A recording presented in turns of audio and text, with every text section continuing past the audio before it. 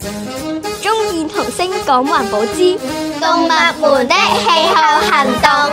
小牛、小羊、小企鵝同北極熊本來係好朋友，但係最近唔知點解佢哋成日嗌交。呢度本身係我嘅床，嗰度本身係我嘅廁所，但係我嘅屋企融化咗啊！我淨係可以瞓喺花園啫。姐姐，我最唔中意嘅動物就係牛同羊啦。點解啊？我哋做錯咗啲咩啊？姐姐，因為你哋放出嚟嘅屁有溫室氣體，令到全球暖化，令我同北極熊嘅屋企融咗啊！喂，你哋唔好血口噴人啊！喂，雖然我哋放出嚟嘅屁係含有溫室氣體，但係全球暖化並唔完全係我哋嘅問題嚟㗎。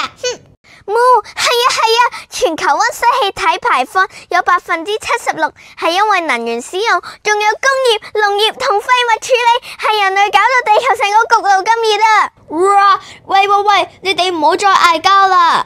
姐姐，我本來都唔想嗌交噶，只不過因為我同北極熊嘅屋企融咗，我好唔開心，先會咁激動啫。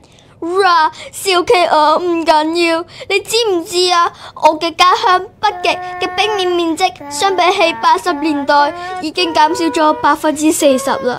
你哋唔好以為只係影響到我北極熊，其實仲影響全球氣候循環。香港嘅暴雨同酷熱天氣都係咁樣造成噶。唔知咁樣啦。根據世界自然基金會，超過100萬物種正面臨住氣候威脅。氣候變化唔只係環境問題，仲係生存危機啊！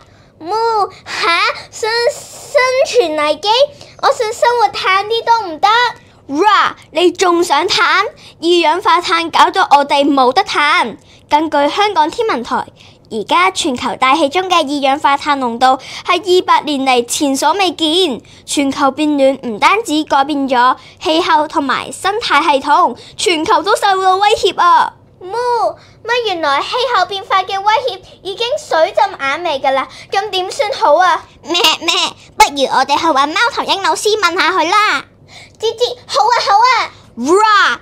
嗰個咪就係貓頭鷹老師咯！貓頭鷹老師。姑姑，同學做咩事啊？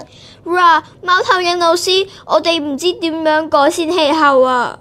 姑姑，改善氣候聽落好似好難，但你哋可以從日常生活中入手，例如節約能源，離開屋企同火車之前記得熄燈熄冷氣，多啲用綠色交通，即係多行路或者踩單車，減少不必要嘅碳排放。就算真係要坐車，都盡量使用集體運輸工具。另外仲有呢？我知啊，學校有教我哋啊，可以用零碳能源，即係好似風能、太陽能同埋海浪能嚟發電，可以幫助改善氣候㗎。姐，我哋仲可以幫手種樹造林，增加對二氧化碳嘅吸收，維護生態健康。我哋仲可以推動同埋參與回收，食在地嘅食物，減少喺運輸上嘅碳排放。姑姑，你哋講得真係好啊！改善氣候，只要大家按部就班咁轉變，只要你肯用心去做，就一定可以成功㗎。按部就班就係話唔使急啦。如果改善地球氣候變化要設一個期限，我會揀10000年。你唔係有冇搞錯啊？姑姑，小羊，雖然我話改善氣候要按部就班，但10000年實在太長啦。根據2015年聯合國氣候峰會通過嘅巴黎協定，成員國都希望喺2030前將全球溫室氣體排放量減半，並喺2050年達到淨零，所以時間冇多啦。原來係咁，我哋唔好再嗌交啦，一齊分工合作改善氣候啦。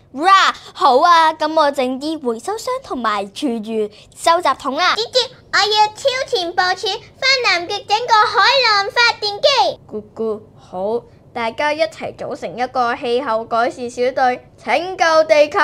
我哋小動物做到，你哋都一樣得㗎。